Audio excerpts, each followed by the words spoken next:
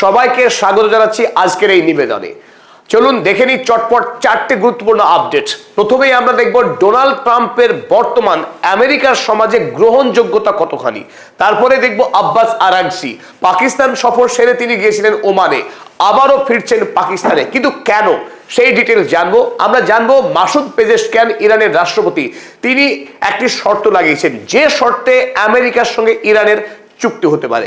ওদিকে Donald Trump তিনি বলেছিলেন বেঞ্জামিন নেতানিয়াহুকে তিনি সম্পূর্ণ নিষেধ করেছেন, যুদ্ধবিরতি ভেঙে আর লেবাননে আক্রমণ করা যাবে না। কিন্তু সেই নির্দেশকে অমান্য করে বেঞ্জামিন নেতানিয়াহু ডোনাল্ড ট্রাম্পকে তিনি বাড়ির পোষা ল্যাপডগ বানিয়ে লেবাননে যথারীতি হামলা চালাচ্ছেন। চলুন আমরা এবার একে একে দেখে নিই সবকটা আপডেট। পদাতিকের আজকের নিবেদনে স্বাগত জানাচ্ছি আমি আপনাদের বন্ধু আব্দুল হালিম। গতকাল রাতে আমেরিকার প্রধান চারটে মিডিয়া হাউস আমেরিকার সমাজে বর্তমানে ডোনাল্ড ট্রাম্পের গ্রহণযোগ্যতা কতখানি তার উপরে জরিপ করে একটি রিপোর্ট প্রকাশ করে। আর সেই রিপোর্টে উঠে এসেছে এমন কিছু চমকপ্রদ তথ্য যা দেখে পৃথিবীর মানুষ এখন ডোনাল্ড ট্রাম্পকে নিয়ে বেজায় হাসাহাসি করছে। কারণ ডোনাল্ড ট্রাম্প তিনি নিজেকে মনে করেন the greatest of the greats, সর্বকালের সর্বশ্রেষ্ঠ মানুষদের মধ্যে তিনি নাকি সর্বসেরা। সেই ডোনাল্ড ট্রাম্পের অবস্থা এখন আমেরিকাতে এতটাই খারাপ, সাধারণ মানুষ, চাকরিজীবী, ব্যবসায়ী, গৃহবধূ সমস্ত শ্রেণীর মানুষ এখন ডোনাল্ড ট্রাম্পকে একজন অনির্ভরযোগ্য, মিথ্যাবাদী, চতুর, ফন্দিবাজ, যুদ্ধবাজ এবং লম্পট এই সমস্ত অ্যাডজেক্টিভগুলো দিয়ে তাকে এখন শনাক্ত করছেন। তিনি একাধারে চোর, অন্যধারে পিডোফাইল, একাধারে মিথ্যাবাদী এবং অভিনেতা। ফলে স্বাভাবিকভাবেই আমেরিকায় 2025 সালের জানুয়ারি মাসে ডোনাল্ড ট্রাম্পের গ্রহণযোগ্যতা যখন তুঙ্গে ছিল, এক বিপুল পরিমাণ মানুষের জনমত নিয়ে আমেরিকার মসনদে বসেছিলেন। কিন্তু জানুয়ারি মাস সেই শুরু, তার 2025 সালের জানুয়ারি মাসের পর থেকে ধারাবাহিকভাবে রেটিং পড়তে শুরু করেছে ডোনাল্ড ট্রাম্পের। আর আজকে এসে দেখুন কোন জায়গায় দাঁড়িয়েছে ডোনাল্ড ট্রাম্প।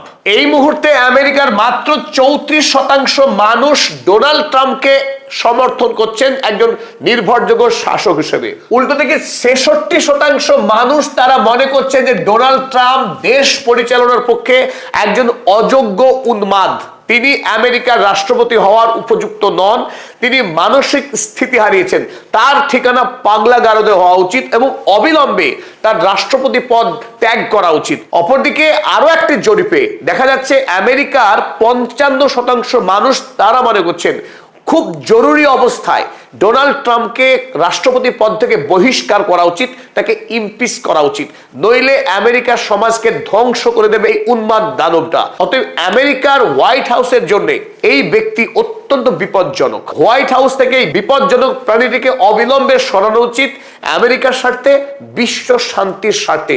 কারণ গোটা পৃথিবীতে এই মুহূর্তে যে অশান্তি, যুদ্ধ, দ্রব্যমূল্য বৃদ্ধি, নিরাপত্তাহীনতা তৈরি হয়েছে, তার মূল চক্রী হচ্ছেন Donald Trump.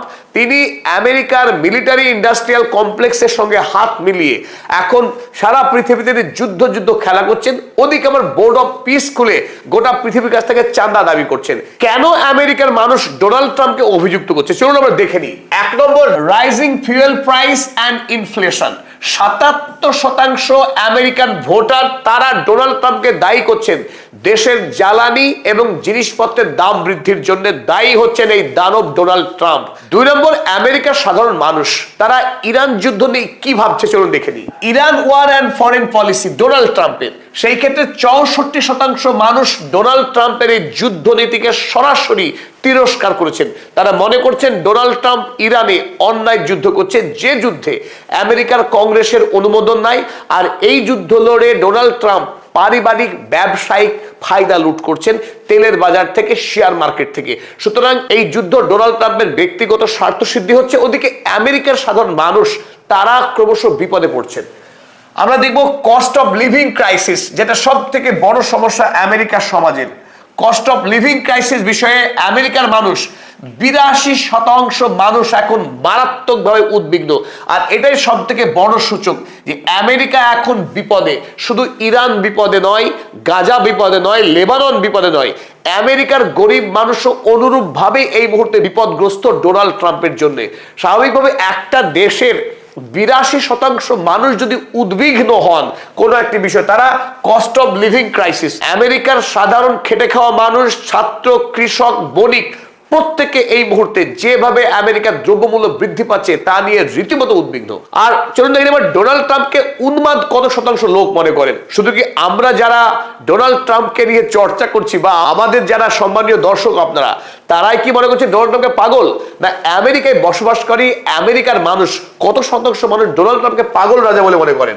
Leadership and temperament, এই জরিপে দেখা গেছে 74% মানুষ এখন ডোনাল্ড ট্রাম্পকে রাষ্ট্রপতি হওয়ার অযোগ্য ব্যক্তি বলে মনে করেন। ডোনাল্ড ট্রাম্পের ব্যক্তিত্ব, তার মিথ্যাচার, তার কপটতা এবং তার যৌন ব্যভিচার, তাকে আমেরিকার 74% মানুষ ডিসএগ্রি করেছেন। তাকে রাষ্ট্রপতি পদমর্যাদার ক্ষেত্রে তিনি একটা জঘন্য ব্যক্তিত্ব বলেই মনে করছে আমেরিকার 74% মানুষ। সর্বোপরি আমেরিকার সমাজের 72% মানুষ তারা বলেছেন the country is on the wrong track, America ভুল ট্র্যাকে চলছে এবং সামনেই গাড্ডা। এই কথা মনে করছেন 72% আমেরিকাবাসী। অপরদিকে 19% মানুষ যারা মূর্খের স্বর্গে বাস করছেন, কিংবা আমেরিকা গাড্ডায় গেলে যে সমস্ত বণিক শ্রেণীর লাভ হবে, অর্থাৎ সরাসরি যাদের কায়েমি স্বার্থ জড়িয়ে আছে, এমন 19% মানুষ তারা মনে করছেন things are headed in the right direction, আমেরিকার সমাজ সঠিক দিশায় এগিয়ে চলছে বলে মনে করেছেন। চলুন আমরা 2 নম্বর খবরে চলে যাই। এই মুহূর্তে সবার চোখ ইরানের বিদেশমন্ত্রী সৈয়দ আব্বাস আরাগচির দিকে, কারণ গত পরশুদিন তিনি ইরান থেকে উড়ে এসেছিলেন পাকিস্তানে। পাকিস্তানের ফিল্ড মার্শাল আসিম মুনির, পাকিস্তানের প্রধানমন্ত্রী শেহবাজ শরীফ, তাদের সঙ্গে গুরুত্বপূর্ণ বৈঠক করবার পর তিনি সোজা উড়ে গিয়েছিলেন ওমানে। আর তাৎপর্যপূর্ণভাবে যখন তিনি ওমান গেলেন, ইরানি প্লেন ব্যবহার না করে আসিম মুনিরের ব্যবহার করা প্লেনে তিনি গেলেন ওমানের মাস্কটে। আর সেই পথে ইরান থেকে আসা আব্বাস আরাগচির সঙ্গে যে একদল প্রতিনিধি দল এসেছিলেন ইরান থেকে, তারা তখন ইরানে ফিরে যায়। আর আব্বাস আরাগচি ওদিকে সভা করেছেন ওমানের সঙ্গে। ওমানের সঙ্গে দ্বিপাক্ষিক আলোচনায় স্বাভাবিকভাবে উঠে এসেছে রিজিওনাল ফ্রেমওয়ার্ক এবং হরমুজ প্রণালীকে আগামী দিনে কিভাবে ইরান এবং ওমান মিলিতভাবে নিয়ন্ত্রণ করবে, আন্তর্জাতিক জাহাজ চলাচলের ক্ষেত্রে কি ফ্রেমওয়ার্ক তৈরি হবে, সেই সমস্ত বিষয়ে ওমানের সঙ্গে আব্বাস আরাগচির দফায় দফায় গুরুত্বপূর্ণ দ্বিপাক্ষিক আলোচনা হয়েছে। সেই আলোচনা শেষে আব্বাস আরাগচি সরাসরি মস্কো উড়ে না গিয়ে খুব তাৎপর্যপূর্ণভাবে তিনি আবারও ইসলামাবাদে ফিরে আসছেন আগামীকাল। আর আজ সন্ধ্যাবেলায় ইতিমধ্যে ইরান থেকে রওনা দিয়েছে ইরানের সেই বিশেষ প্রতিনিধি দল, যারা সৈয়দ আব্বাস আরাগচির সঙ্গে আরো একবার ইসলামাবাদে মিলিত হয়ে পাকিস্তান প্রতিনিধির সঙ্গে আমেরিকার সঙ্গে ইরানের যে দ্বিপাক্ষিক চুক্তি বা আলোচনার প্রসঙ্গ, তা নিয়ে মধ্যস্থতাকারী পাকিস্তান রাষ্ট্রের সঙ্গে আরো এক দফা গুরুত্বপূর্ণ আলোচনা হবে দুই দেশের মধ্যে। আর তারপর আব্বাস আরাগচি তার সমস্ত পারিষদবর্গকে নিয়ে তিনি সোজা মস্কো রওনা দিচ্ছেন। আমেরিকার সঙ্গে যে বর্তমানে এই মুহূর্তে ইরানের যে যুদ্ধের পরিস্থিতি, সেই পরিস্থিতিকে কূটনীতির মাধ্যমে সমাধান করা যায় কিনা সেই বিষয়ে রাশিয়ার সঙ্গে গুরুত্বপূর্ণ আলোচনা হতে যাচ্ছে বলেই অনুমান করা হচ্ছে। কারণ এখনো পর্যন্ত ইরানের অন্যতম 2 বন্ধু রাষ্ট্র, একদিকে চীন, অপরদিকে রাশিয়া। তাই চীনের সঙ্গে এবং রাশিয়ার সঙ্গে বোঝাপড়া না করে ইরান কোনো গুরুত্বপূর্ণ সিদ্ধান্ত নেবে না আমেরিকার বিষয়ে, সেটাই এখন পর্যন্ত স্পষ্ট। আর এই প্রেক্ষিতে আরো একটি গুরুত্বপূর্ণ ইনফরমেশন আপনাদের সাথে শেয়ার করতে চাই। রাশিয়াতে আব্বাস আরাগচি যখন বৈঠক করবেন রাশিয়ান প্রতিনিধি দলের সঙ্গে, তখন চীনের একটি গুরুত্বপূর্ণ কূটনৈতিক দলও উপস্থিত থাকার খবর পাওয়া গেছে। আর এখান থেকে আমরা যে খবর ধারাবাহিকভাবে আপনাদেরকে বলে আসছি, IRC, ইরান, রাশিয়া, চায়না পাওয়ার ব্লক, সেই পাওয়ার ব্লক আগামী দিনে একটা বৃহত্তর রূপ ধারণ করতে যাচ্ছে। ব্রিক্স এখন ইতিহাস। ব্রাজিল, রাশিয়া, ইন্ডিয়া, চায়না যে পাওয়ার ব্লক তৈরি হয়েছিল, যাকে G7 এর অপোজিটে শক্তিশালী পাওয়ার ব্লক বলে মনে করা হচ্ছিল, সেই পাওয়ার ব্লক কিন্তু এখন ধীরে ধীরে প্রায় বিলুপ্তির পথে যাচ্ছে। আর এই জায়গায় চীন, ইরান, রাশিয়া, এই ত্রৈরাষ্ট্রিক যে জোট, সেই জোট কিন্তু গোটা পৃথিবীতে একটি মহা পরাক্রমশালী শক্তি হিসেবে আত্মপ্রকাশ করতে যাচ্ছে। একদিকে আমেরিকার সঙ্গে চুক্তি, অন্যদিকে আগামী বিশ্বে নিরাপত্তা ছাড়াও বৈশ্বিক বাণিজ্যের ক্ষেত্রে ইরান, রাশিয়া, চায়না একটি গুরুত্বপূর্ণ ফ্রেমওয়ার্ক তৈরি করার পথে এগিয়ে চলেছে বলে আমাদের অভিমত। তবে এই প্রেক্ষিতে মাসুদ পেজেশকিয়ান তিনি আরো একবার খুব দৃঢ়তার সঙ্গে জানিয়েছেন, আমেরিকার সঙ্গে ইরান ততদিন কোনো বৈঠক করবে না যতদিন না পর্যন্ত আমেরিকা ওমান উপসাগরে তাদের যে নৌ অবরোধ চালাচ্ছে ইরানের জাহাজকে আটকাবার জন্য, সেই অবরোধ যতক্ষণ না আমেরিকা তুলে নিচ্ছে, তারা হুমকি দেয়া যতক্ষণ না থামাচ্ছে, ততক্ষণ ইরান আমেরিকার কাছে মাথা নত করবে না, তার সঙ্গে কোন রকম দ্বিপাক্ষিক আলোচনায় যাবে না। তাই খুব শীঘ্র যে আমেরিকার সঙ্গে ইরানের আলোচনা হচ্ছে না, সে কথা হলফ করেই বলা যায়।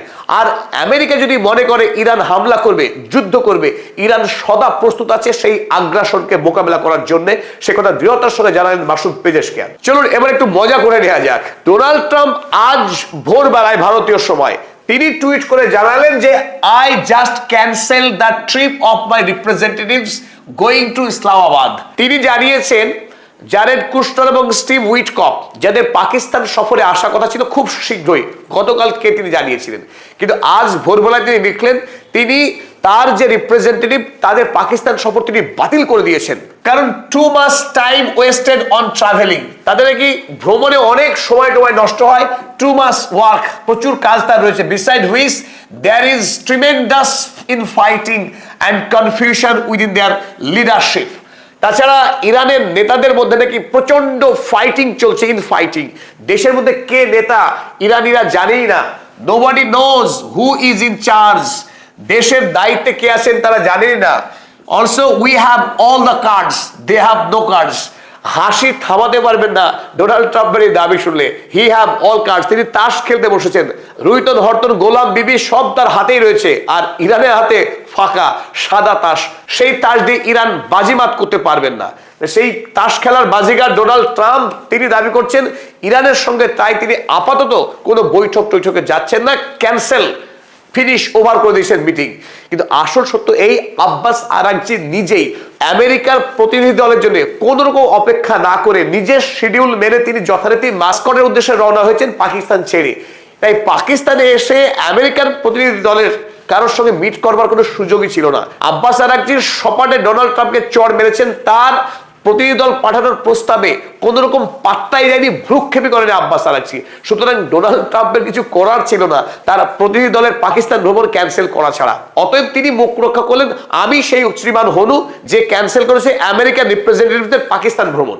শেষ সব থেকে মর্মান্তিক যে খবর আপনাদের সামনে তুলে ধরতে চাই, ডোনাল্ড ট্রাম্প এক সপ্তাহ আগে দাবি করেছিলেন যে Benjamin Netanyahu is prohibited from further attack on Lebanon. লেবাননে আর আক্রমণ করতে পারবে না বেঞ্জামিন নেতানিয়াহু, কারণ তিনি নিষেধ করে দিয়েছেন বেঞ্জামিন নেতানিয়াহুকে।